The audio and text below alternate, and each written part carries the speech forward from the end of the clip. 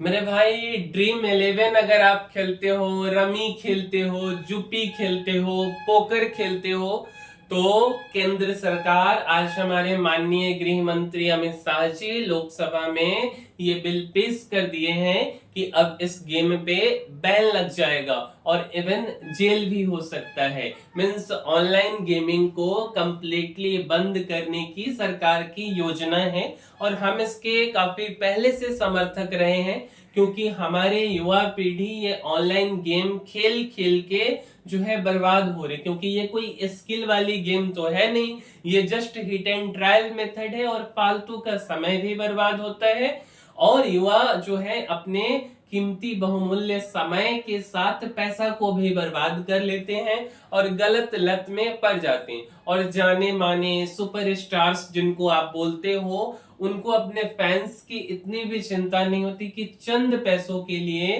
वे add करते हैं इस गेमों को। तो इसको जड़ से ही साफ किया जा रहा है इस देश से और इसी के बारे में हम आपसे इस वीडियो में बताने वाले।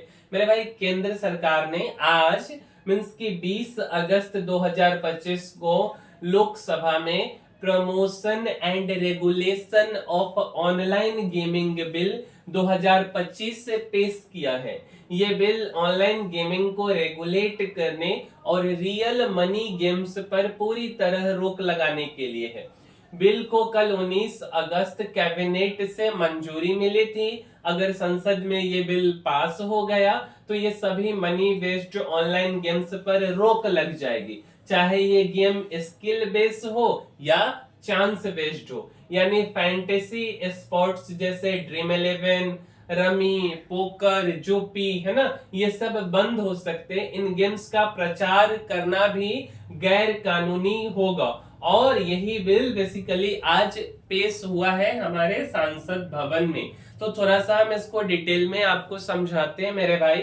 सबसे पहला कि इस बिल में आखिर क्या नियम है। मेरे भाई, बिल में काफी कई सख्त नियम है, जैसे कि रियल मनी गेम्स पर रोक, कोई भी मनी बेस्ड गेम ऑफर करना, चलाना, प्रचार करना या उसमें हिस्सा लेना गैर कानूनी होगा मेरे भाई। सजा और जुर्माना की बात करें, अगर कोई रियल मनी गेम ऑफर करता है या उसका प्रचार करता है तो उसे 3 साल तक की जेल और 1 करोड़ रुपए तक जुर्माना हो सकता है।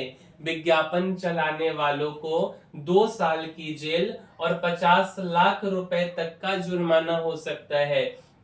रेगुलेटरी अथॉरिटी, एक खास अथॉरिटी बनाई जाएगी जो गेमिंग इंडस्ट्री को रेगुलेट करेगी, गेम्स को रजिस्टर करेगी और ये तय करेगी कि कौन सी गेम रियल मनी गेम है। मेरे भाई, ई स्पोर्ट्स को बढ़ावा, पबजी और फ्री फायर जैसे ई स्पोर्ट्स और सोशल गेम्स को सपोर्ट किया जाएगा। ये गेम्स बिना पैसे वाले होते हैं, इसलिए इन्हें बढ़ावा मिलेगा, बट इसे भी बढ़ावा नहीं मिलना चाहिए। दूसरा सवाल है मेरे भाई कि मनी बेस्ड गेम्स पर पूरी तरह से बैन क्यों लाया जा रहा है। सरकार का कहना है कि मनी बेस्ड ऑनलाइन गेमिंग की वजह से लोगों को मानसिक और आर्थिक नुकसान हो रहा है। कुछ लोग गेमिंग की लत में इतना डूब गए हैं कि अपनी जिंदगी की बचत तक हार गए और कुछ मामलों में तो आत्महत्या की खबरें भी सामने आई हैं। इसके अलावा मनी लॉन्ड्रिंग और नेशनल सिक्योरिटी को लेकर भी चिंताएं हैं। सरकार इसे रोकने के लिए सख्त कदम उठाना चाहती है।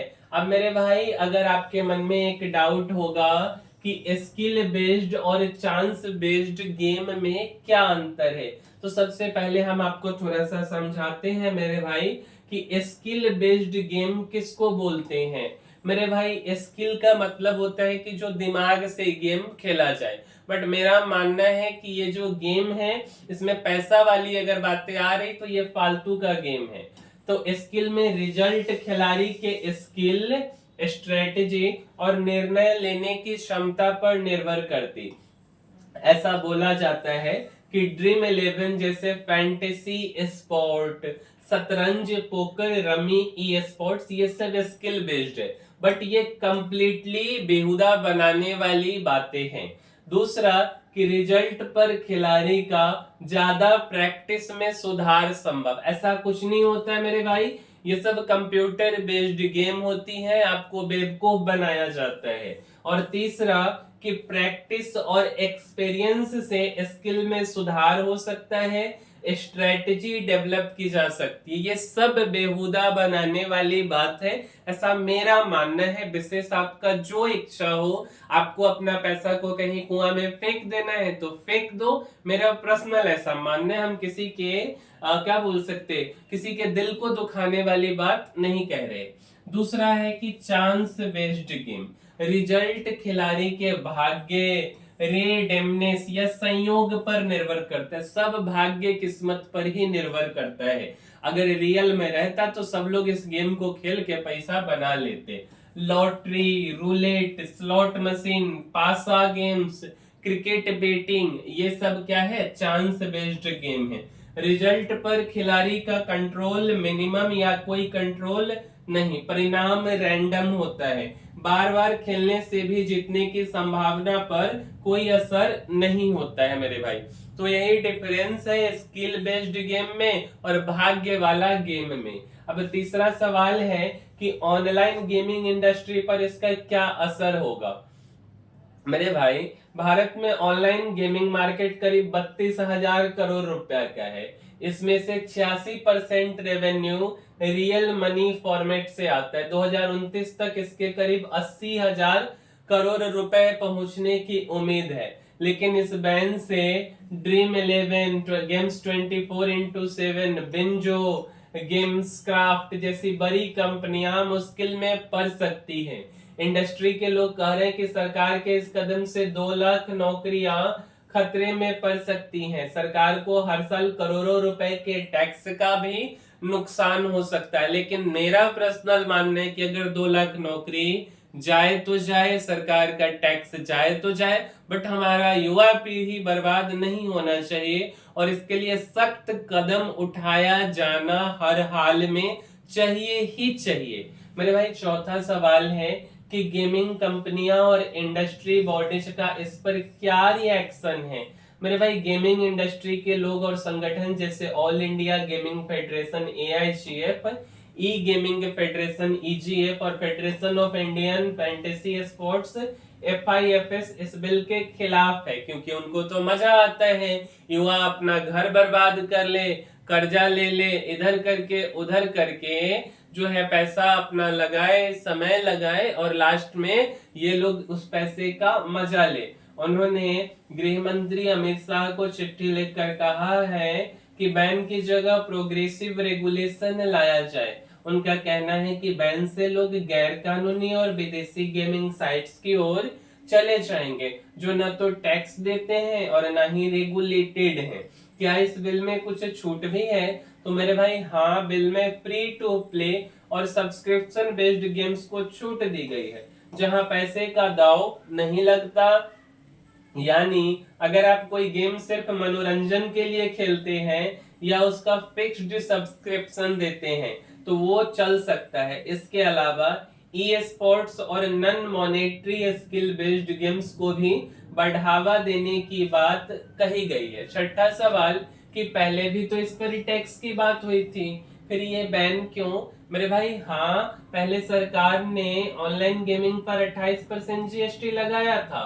2023 में नए क्रिमिनल प्रावधानों के तहत बिना इजाजत सट्टेबाजी को अपराध बनाया गया था। लेकिन अब सरकार का रुख टैक्स और रेगुलेशन से हटकर पूरी तरह बैन की ओर चला गया है। इंडस्ट्री के लोग इसे गलत दिशा में उठाया गया कदम बता रहे हैं। उनका कहना है कि इससे न सिर्फ वैध कंपनियां बंद होंगी बल्कि गैर कानूनी ऑपरेटर्स को फायदा होगा। सवाल 7वां कि क्या कोर्ट में इस बैन को चुनौती दी जा सकती है? आंसर है बिल्कुल। इंडस्ट्री के लोग पहले से ही कोर्ट का रुख कर रहे हैं। कोर्ट इसे लेकर पहले भी कह चुकी है कि स्किल बेस्ड गेम्स जैसे फैंटेसी स्पोर्ट्स और रमी को जुआ नहीं कह सकते। इंडस्ट्री का कहना है कि ये बैन संविधान के खिलाफ हो सकता है, क्योंकि ये स्किल और चांस बेस्ड गेम्स में फर्क नहीं करता।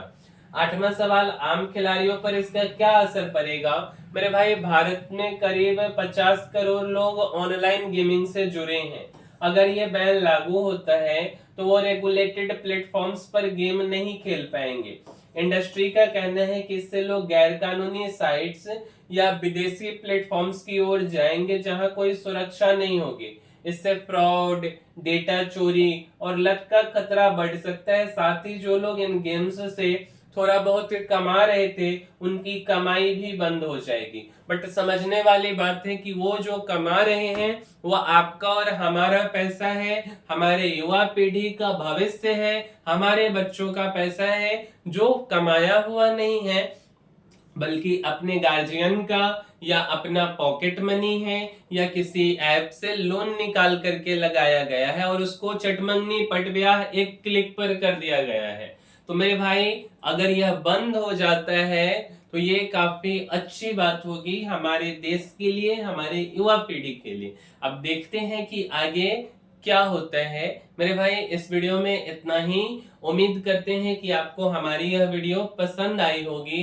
मिलेंगे हम किसी अगले वीडियो में। तब तक आप इस वीडियो को लाइक कर दीजिए और शेयर कीजिए, अपने मित्रों तक पहुंचाइए और हमारा वीडियो रेगुलर आपको अपडेट मिलते रहे, कुछ नया इंफॉर्मेशन आपको मिलते रहे, इसके लिए आप हमारे चैनल को सब्सक्राइब कर दीजिए। मिलेंगे हम किसी अगले वीडियो में, तब तक के लिए धन्यवाद मेरे भाई।